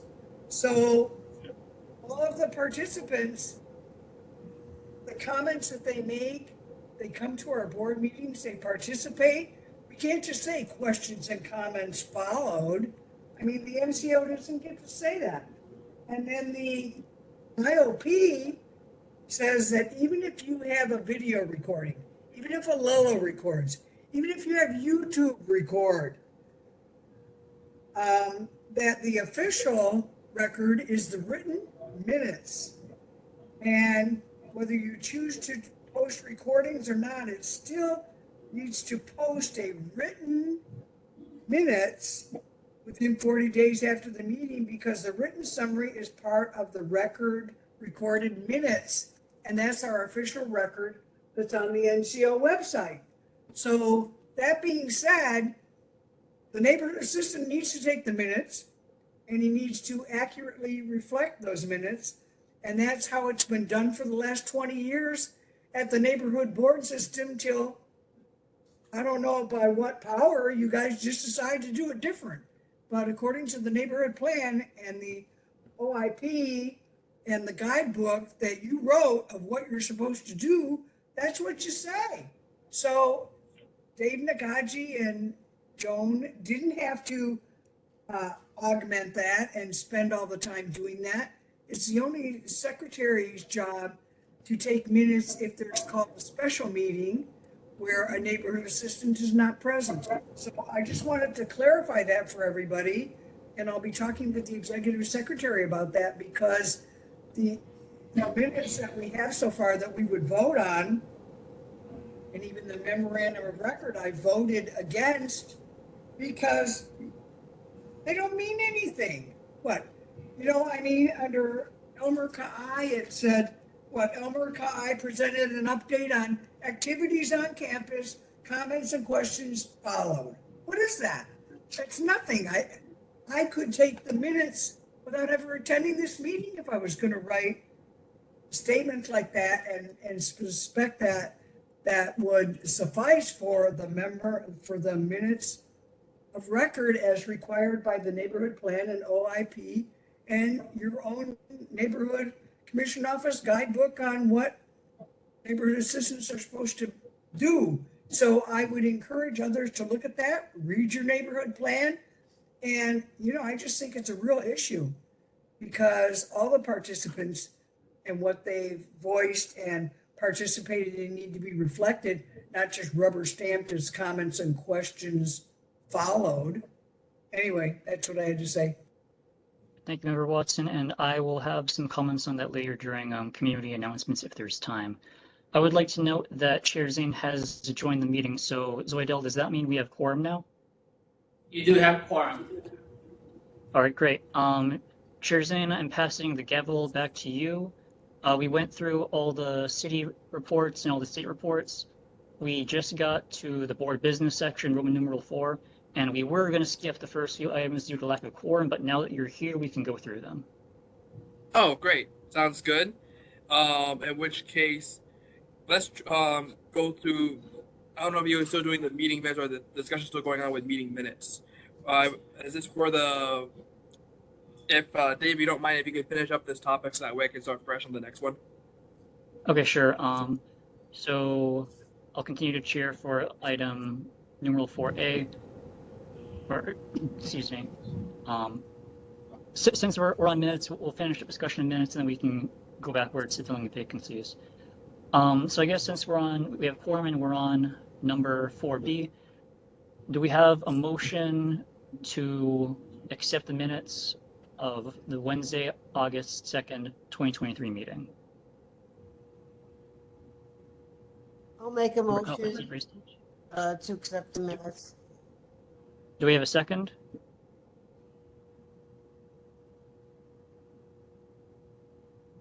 Not seeing a second. Going once, going twice. Okay, seeing no seconding. I'm not gonna. Oh, from member Guano. So yes, motion by member Koff, second by member Guano. So we're now on a motion to approve the August 2nd, 2023 minutes, or excuse me, the memorandum for the record. So discussion. Any board members with any comments or questions? Yes, member Koff. I'm very grateful. Right. I'm very grateful for the work that Ellen's done to go through the various, regulations and find that this change is perhaps not authorized properly. And it's just been a matter that has been internally decided. As I recall, some of the issues have been printing, not wanting the minutes to be so long, trying to save space, and then the added feature of this recording, which has become much more pronounced over recent years. So toward that effect, and then of course, in the minutes themselves, referring to any interested observer to the correct citing of where the minutes of this discussion would be held. Certainly, when I read the minutes myself personally, it's not as rich as it was, and it leaves a lot to the imagination as to what actually happened. So it's an extra step for anyone who's interested in the minute. That being said, whether the neighborhood board will cooperate and actually take the minutes that we'd like to see or not, at this point remains to be seen. So I move, and I feel that we should accept the minutes unless this is a protest of some sort, then, and actually try to work it out with them as to what they're going to do. If we continue to not accept minutes, which is possible that we do that, that we not accept minutes month after month after month, I don't know what the outcome of that would be. I don't know whether it would change anything. So it may be that we have to accept that there is some change. I think there needs to be more dialogue. That's all. Okay. Right. Any further discussion regarding the memorandum for the record from August? All right. Seeing and hearing none, I'll ask. Oh, sorry, Elton. Go ahead. So I've listened to Member Koff and Member Watson. I think this issue is something that we should resolve, and I think Member Watson is going to be talking to the executive director. I am concerned when I look at the minutes that the minutes are basically a guide to Alelo. So if you just look at the minutes, they say comments and questions followed, and they just give a time signature. So if you just look at the written record, it's something that could have been written by someone who did not attend our meeting. It's just not informative at all. And so I'm a little bit concerned that the written record is below the standard required of informative minutes. And so I like Member Koff, think that we're close to making a protest vote here on not approving the minutes, but I defer to those of you who are more interested in this issue or more involved with this issue than I am to say one way or the other. Thank you.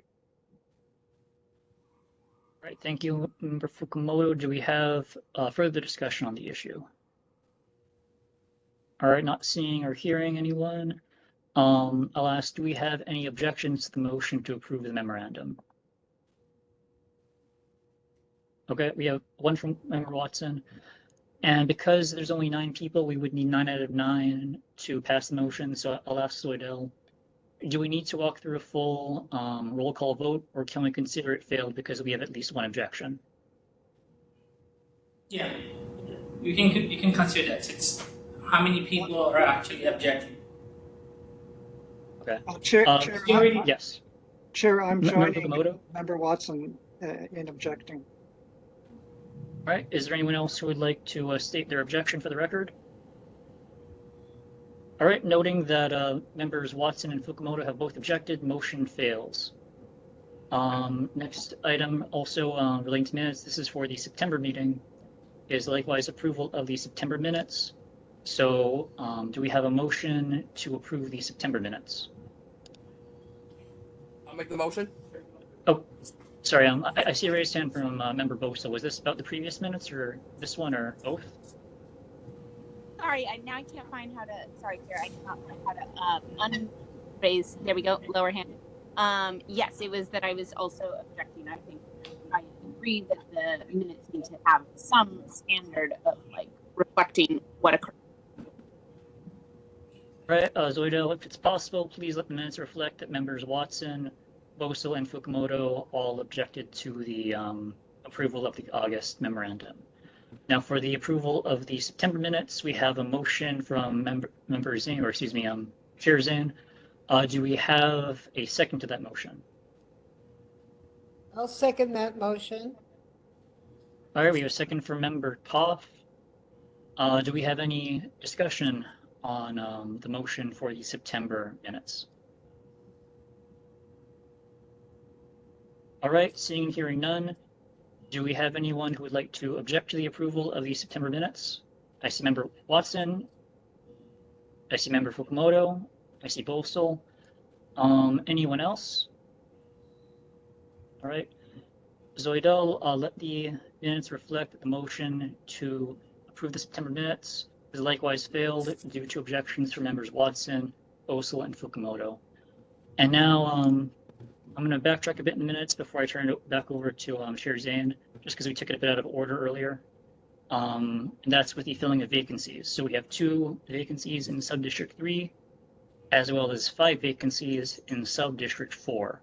Do we have anyone who would like to step forward to fill one of these vacancies?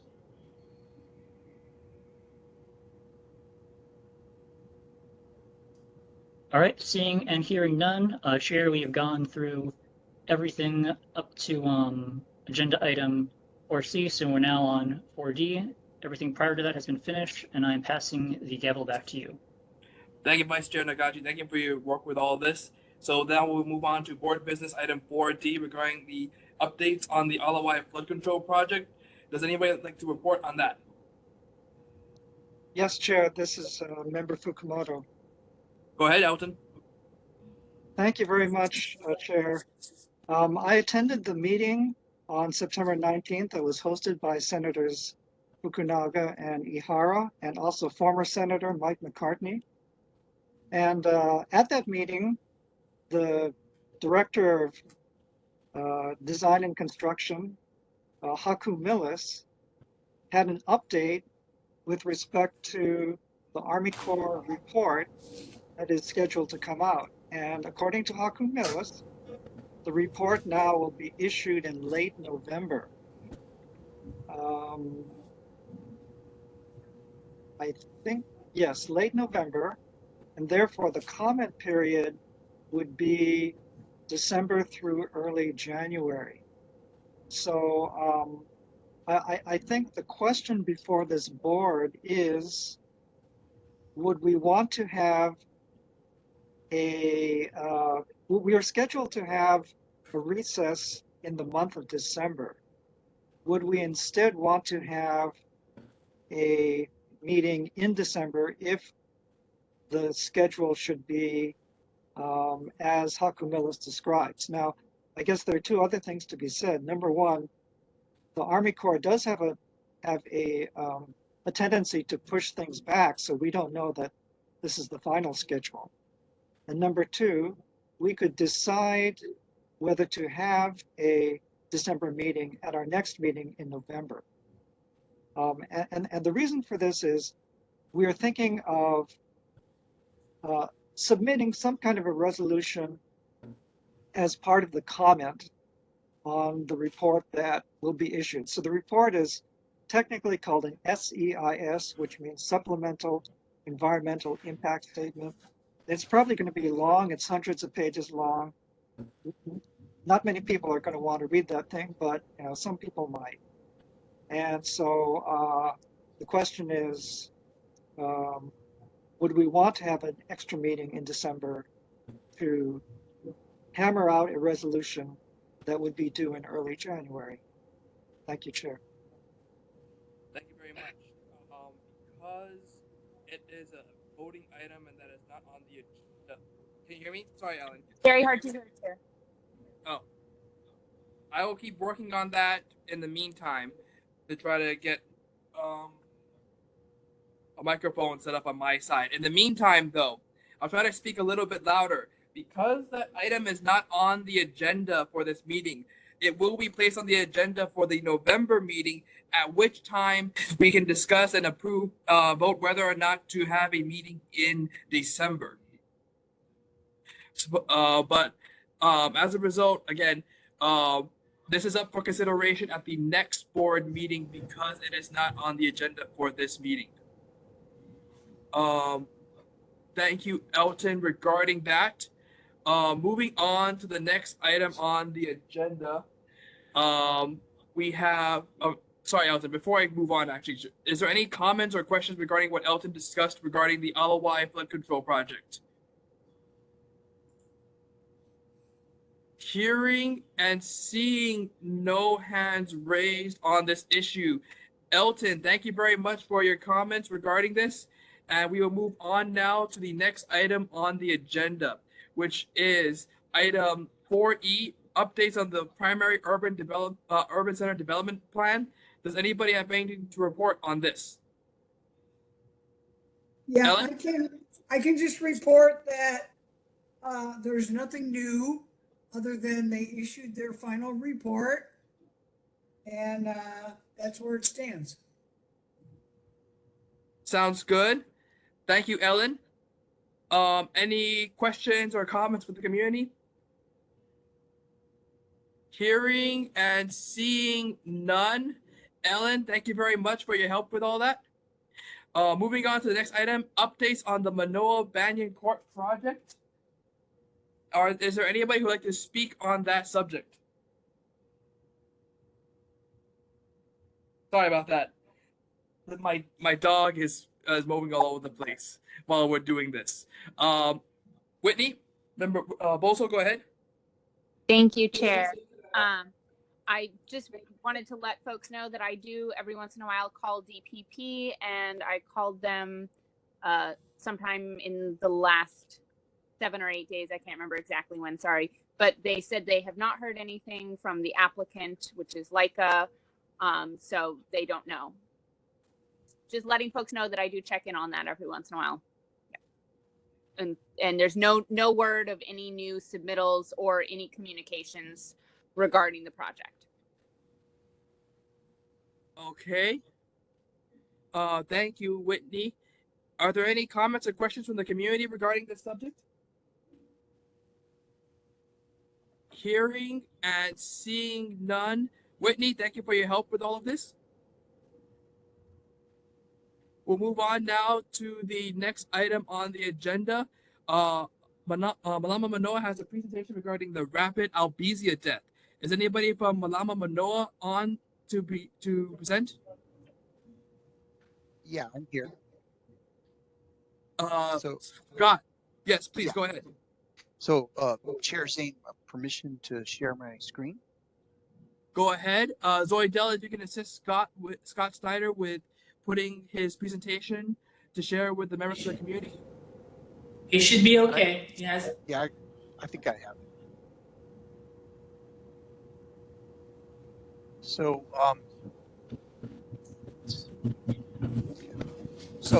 as you may or may not know, albizias have taken over Manoa Stream, and last year we ran a Malama Manoa and myself ran a project to eradicate small albizia saplings. So this year's project is coming up, and this is my announcement to the community that on Saturday, November 11th, we're going to be running another stream sweep. What you're seeing on the screen now is the team from last year. And you'll recognize some of these faces because some of them are actually on the call right now. So these are people that want to help the environment, and we did a great job. We eradicated close to 2,000 albizia saplings. And this year's project, again, is going to occur along the stream. So if there's anyone on this call that lives on the stream, we would definitely like to hear from you, because the portions of the stream that we're going to are privately owned. As you can see, there's a, can you all see my screen? Okay. Do you see the map I just put up? No. Oh. Not yet. Okay. All right. Okay, so let me try again. Okay, let me share. Hold on. I got this. So I just want to put this map up real quick. I'll just share the screen. Okay.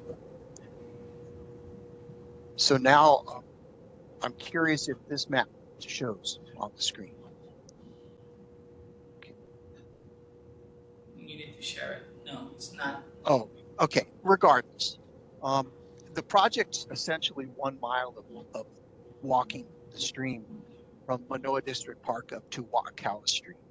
So we're obtaining permission from the landowners right now using a waiver, and we're going to be sweeping the areas and working within the stream and the stream banks.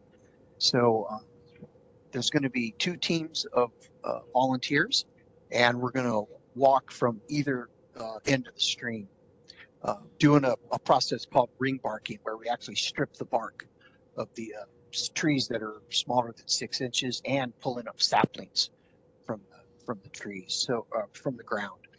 So that's about it.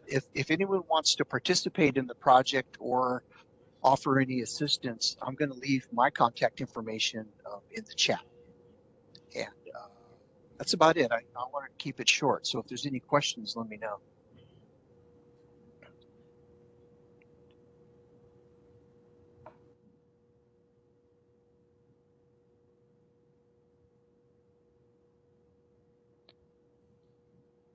That's what I like, I guess.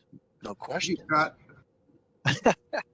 All right, I'm going to put my contact info in here in case anyone wants to ask about the albizia eradication project. Thank you. Thank you very much for that presentation. Does anybody in the community or the board have any questions for Scott and the Malama Manoa? Linda, go ahead. Linda? You're still muted, Linda. There you go. Oh no, you're still muted.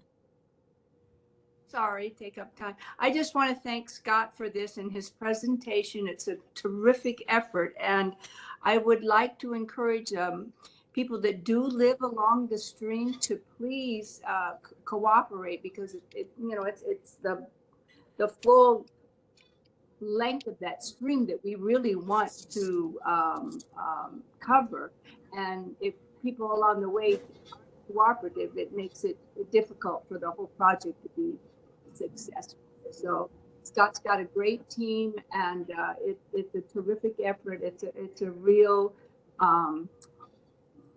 wonderful way to participate in the whole Alawai flood mitigation from upstream. Thank you. Thank you, Linda.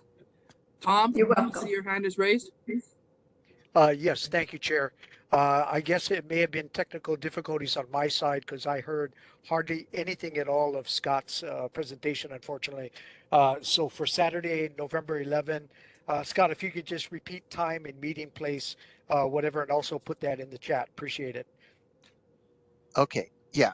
So timing, it's going to be 9 a.m. at District Park at the, gosh, for all practical purposes, the south entrance, but it's at District Park at 9 a.m. Anyone who's interested, contact me. My contact info is in the chat. And I just want to mention that we this eradication effort saves the community lots of money, because when these trees get big, they're very expensive to take down. So if we can go in and take them out early, it's a big economical boost for the landowners, you know. Thank you very much. Ian Ross, go ahead. Thank you very much, Chair. Scott, once again, you've outdone yourself. For those of you who don't see him behind the scenes, he's working very hard to make sure this is all going smoothly. One thing that was really pressed upon me when I participated last year was about how fast the Albizia grows. In just a few years, they're really enormous. So just in a few years of this continuing, it's going to make an enormous difference in the stream. It's going to save a lot of people money, as Scott says. You can see so many Albizia around the stream right now. So it reminds me of a turn on an old proverb. I'm going to bastardize it a little bit, but say the best time to remove an Albizia was 20 years ago. The second best time is now. And it's really going to make a difference for how the valley looks, the property values of the people who live along there, and mitigate floods. So Scott, once again, you've outdone yourself. Thank you for everything you do. Thank you very much, Ian. Are there any other comments, questions from the community? Hearing and seeing none. Scott, thank you for your presentation with Malama Manoa. We really appreciate everything that you and your organization does for the people here in the Valley. Thank you. Thank you. We're moving on now to item 6 on the agenda, which is community concerns. Does anybody in the community have anything they would like to bring up with the Manoa Neighborhood Board? I see a hand raised from Ian Ross. Go ahead. Thank you very much, Chair. Aloha and good evening to all members of the Manoa Neighborhood Board and everyone in attendance. I'm proudly representing the Manoa Lions Club this evening. We're delighted to be helping organize the Manoa Community Christmas Parade scheduled for December 9th, 2023, starting at 4 p.m. It's a fun, heartwarming event, as you all know. It will commence at Noelani School, weaving through East Manoa Road and Lowry Avenue, and will conclude at Manoa District Park's upper parking lot. I want to encourage any organization that's interested in participating to please reach out to us. I'm going to read the email, but I'll include it in the chat in a second. Manoa Lions Club Parade at yahoo.com. Kind reminder that the streets along the parade route will be closed from approximately 3:45 p.m. to 5:30 p.m. to ensure safety and a smooth procession for the event. And of course, this means there'll be no parking permitted on those streets during that day. We're grateful for your cooperation, understanding. We warmly invite you all to participate or to watch, and we look forward to seeing you. Great. What time does it start? 4 p.m.? Yes, it will start at 4 p.m., but everyone should, the roads will be closed by 3:45. Thank you very much, Ian. Next, I see that Dave Nagaji's hand is raised. Dave, go ahead. Thank you, Chair. This was brought up at last meeting, but I just wanted to give everyone a reminder that there's an event on October 11th at the Seventh-day Adventist Church, the one on Manoa Road. You may have seen these flyers in and around Manoa Marketplace as well as some other places. The event is going to be again on October 11th at 6 p.m. to 8 p.m. We encourage people to come and learn about the tree planting guide that we're getting. He's an arborist, he knows a lot about this sort of thing. And so we're trying to get people to come by to learn about how to safely and effectively plant more trees so that we can get that ball rolling. The other thing that I wanted to briefly mention is that there's going to be a conference of chairs, which Chair Zane as well as Vice Chair Bolsel and I have been invited to. So I'm definitely going to be bringing up the minutes issue to Lloyd, who I know will be there. But if people had any other specific issues that they wanted us to bring up to the NCO people, then just let us know and we can also bring that stuff up. Thanks. Thank you, Dave. Any other comments, questions from the community?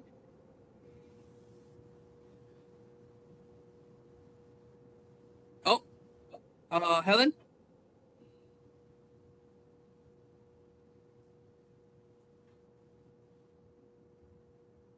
Oh, you're muted. Okay. There you Can go. you hear me? Yes. One of the things that is a pilot program that Malama Manoa is doing is collaborating with the Aloha Arborists Association, and they will provide free home visits by a certified arborist for those people who are interested in planting trees in their yards. They will come to your house and make sure you know the right place and the right tree, and be able to help you plant a tree in your yard. So it's something that they've never offered before, and Malama is funding the pilot program. And I want to have everybody take advantage because people have wanted to plant trees, but they're hesitant because they don't know what kind of tree will do well in their yard. So please come. And again, that's that's October October 11th, Yes, 6 it's to a 8 p.m. Wednesday at the night. Seventh-day Adventist Church in Manoa. All right. Thank you, Helen. Thank you very much for that.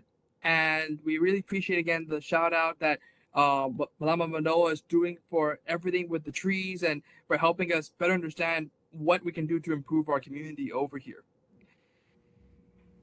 Are there any other comments or announcements that anybody in the community would like to make?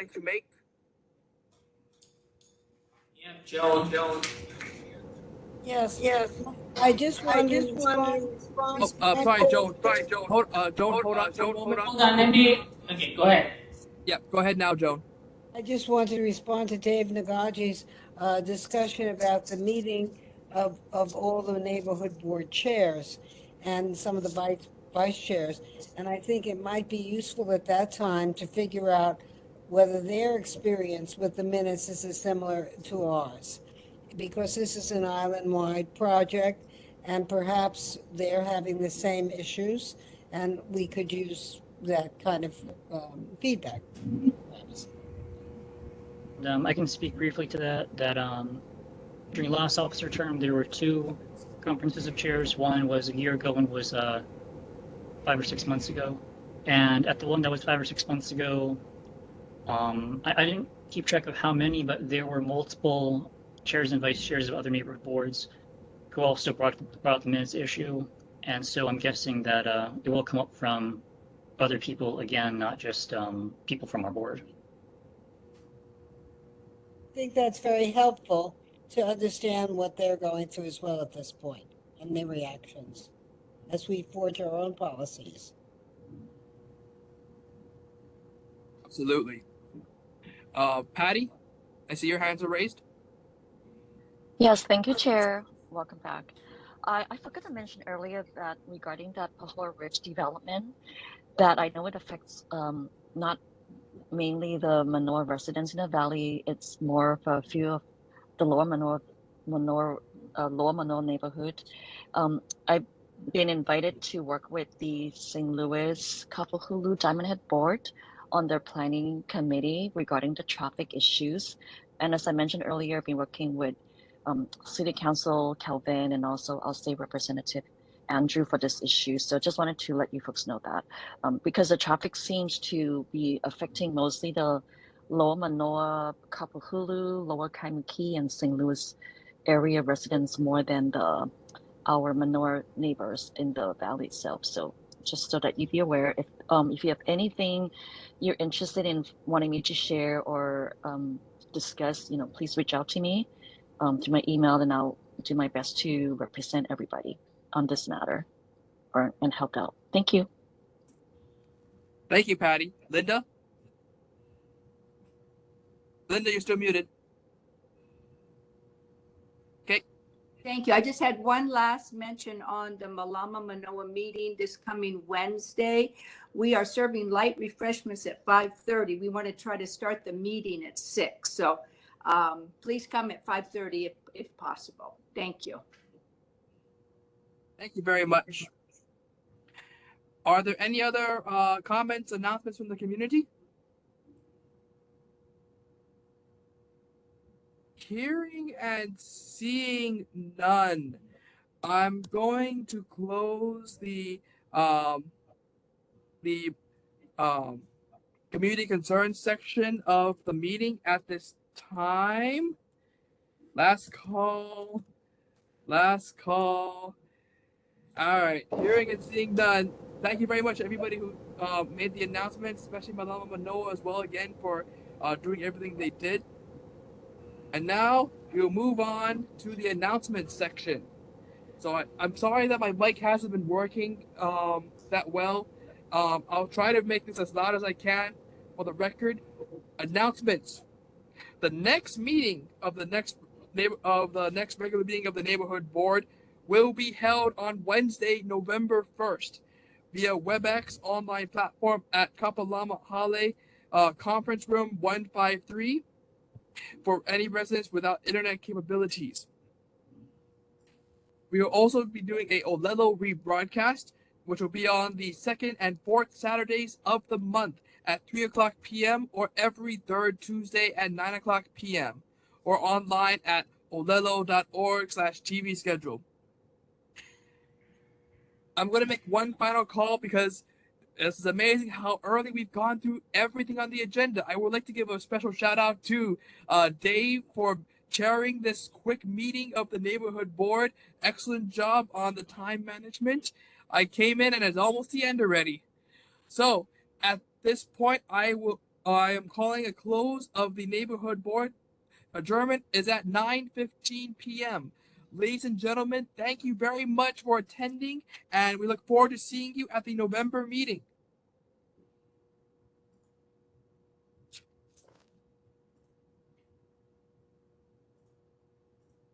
Great meeting, Chair, and thanks for showing your dog at the end. Yeah, he's not used to that, so.